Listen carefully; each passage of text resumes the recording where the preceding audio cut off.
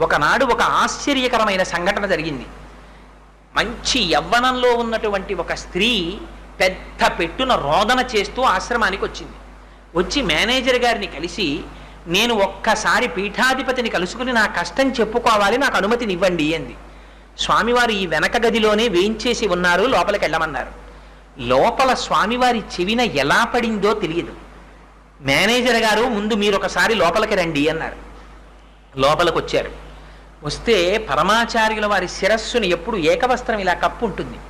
సత్యదండాన్ని తీసి పక్కన పెట్టి తమ తల మీద ఉన్న ముసుగు వక్షస్థలాన్ని కప్పుతూ ఆచ్ఛాదించిన వస్త్రాన్ని పక్కకి తీసి, నేను ఎలా కనపడుతున్నానని అడిగారు. అడిగితే, మీరు మూర్తీభవించిన కామాక్షి స్వరూపంగా నాకు కనపడుతున్నారు అన్నారు. ఈ శరీరం ఎలా కనపడుతోందని అడిగారు. నిండు యవ్వనంలో మిసమిసలాడుతూ కనపడుతోందన్నారు. మీకు నేను